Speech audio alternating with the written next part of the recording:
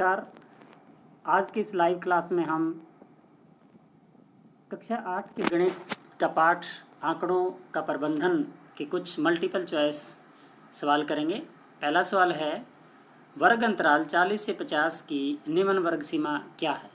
यानी जो 40 से 50 का वर्ग अंतराल है, इसकी सबसे कम सीमा बतानी है तो वो 40 आएगी। यानी इस सवाल का ऑप्शन नंबर 3 हमारा सही होगा।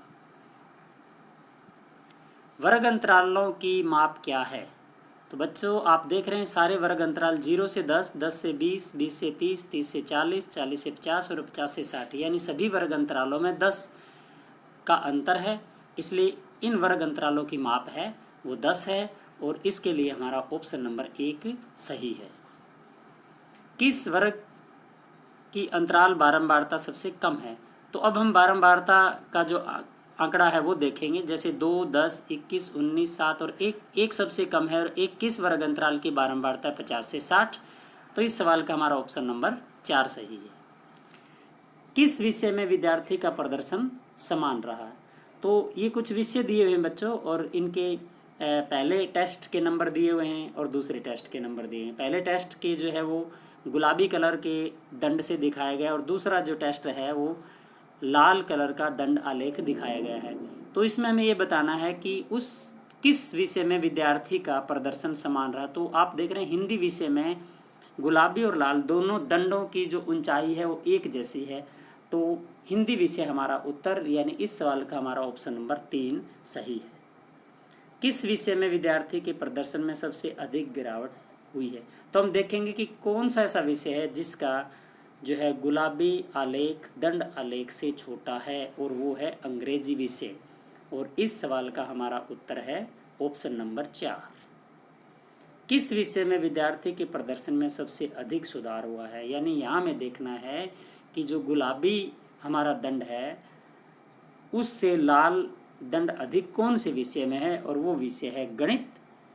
गणित विषय में गुलाबी दंड की ऊंचाई जो है वो लाल दंड की ऊंचाई से कम है। तो इस विषय में सबसे अधिक सुधार किया है और इस सवाल का ऑप्शन नंबर 2 हमारा सही होगा। इस द्विदंड आलेख द्वारा क्या सूचना मिलती है। यानी इस आलेख से हमें एक विद्यार्थी द्वारा प्राप्त अंक मिलते हैं कि उस विद्यार्थी ने पहले टेस्ट में कितने अंक प्राप्त किए हैं और उसी विषय में दूसरे टेस्ट में कितने अंक प्राप्त किए हैं। इस प्रकार इन 5 विषयों के बारे में जानकारी दी गई है। तो इस सवाल का ऑप्शन नंबर 1 हमारा सही होगा।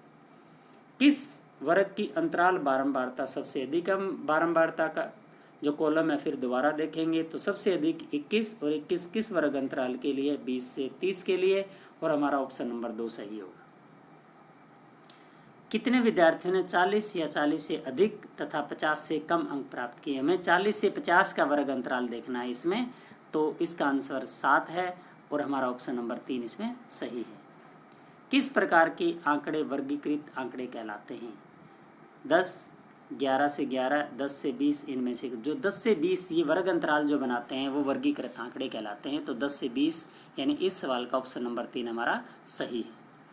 यथा प्राप्त आंकड़े किसे कहते हैं। असंगठित। जैसे ही हमें प्राप्त हुए आंकड़े जो हमने प्राप्त किए उन्हें असंगठित आंकड़े कहते हैं और हमारा जो इस सवाल का ऑप्शन नंबर 2 सही है।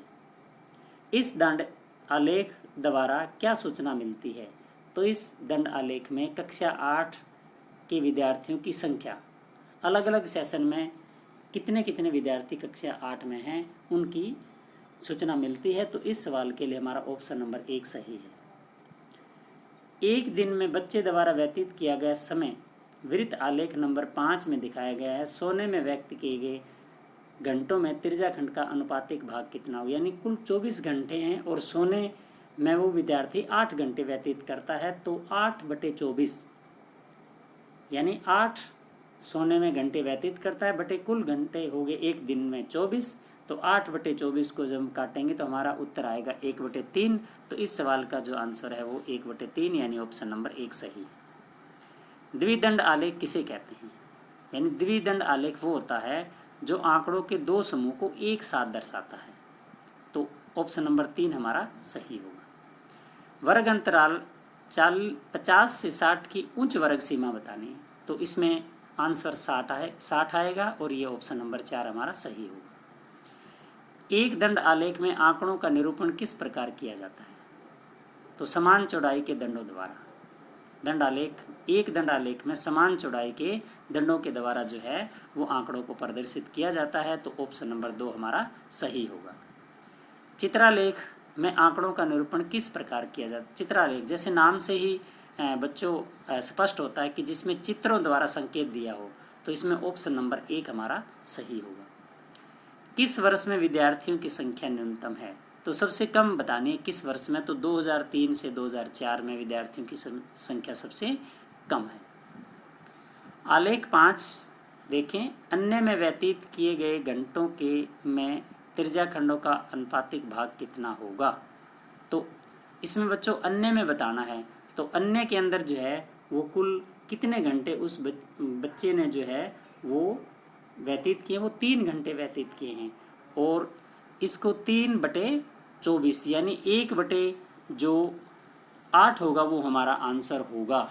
1/8 यानी ये हमारा आंसर होगा इसमें, तो इसके अंदर जो है वो 1/8 हमारा आंसर होगा।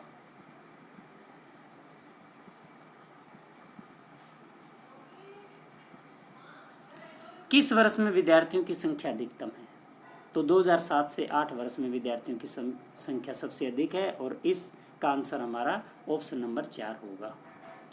खेल में व्यतीत किए गए घंटों के त्रिज्याखंड का अनुपातिक भाग कितना हो? खेल के अंदर उस बच्चे ने कितना 3 घंटे व्यतीत करता, तो 3/24 3/24 करेंगे तो इसका आंसर 1/8 यानी ऑप्शन नंबर 2। किस वर्ष में विद्यार्थियों की संख्या न्यूनतम वृद्धि हुई है? यानी किस वर्ष में विद्यार्थियों की संख्या कम से कम वृद्धि हुई है, और वो है हमारा 2005 से 2006।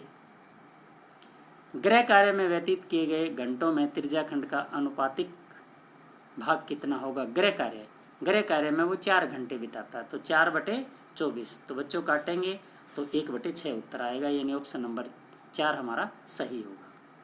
किस वर्ष में विद्यार्थियों की संख्या में अधिकतम वृद्धि हुई है? तो 2004-05 में विद्यार्थियों की सबसे अधिकतम वृद्धि हुई है, तो ऑप्शन नंबर 2 हमारा सही है। स्कूल में व्यतीत किए गए घंटों में त्रिज्याखंड का अनुपातिक भाग, स्कूल में उस बच्चे ने कितना, स्कूल में वो 6 घंटे व्यतीत करता, 6/24, इसको काटेंगे तो 1/4 आंसर आएगा, तो ऑप्शन नंबर 2 हमारा सही है। आंकड़े किसे कहते हैं? एकत्रित की गई सूचना, जो हम सूचनाएं किसी के बारे में एकत्रित करते हैं उन्हें हम आंकड़े कहते हैं, तो इसमें ऑप्शन नंबर 1 हमारा सही होगा। चारों महीनों में कारों का कुल उत्पादन हुआ, चारों महीनों में कुल उत्पादन यानी जनवरी, फरवरी, मार्च और अप्रैल में उत्पादन दिन का कुल जोड़ करना है, तो 100 + 200 300, और 300 में 150 जोड़ेंगे 450, और 450 में 300 जोड़ेंगे तो 750, यानी 750, ऑप्शन नंबर 3 हमारा सही होगा। किस महीने में कारों का न्यूनतम उत्पादन हुआ? सबसे कम, तो 100 हुआ है, और वो जनवरी महीने में, तो ऑप्शन नंबर 1 हमारा सही होगा। किस महीने में कारों का अधिकतम उत्पादन हुआ है? तो सबसे ज़्यादा उत्पादन बच्चों 300 है, और वो अप्रैल महीने में हुआ है, तो इसमें ऑप्शन नंबर 4 हमारा सही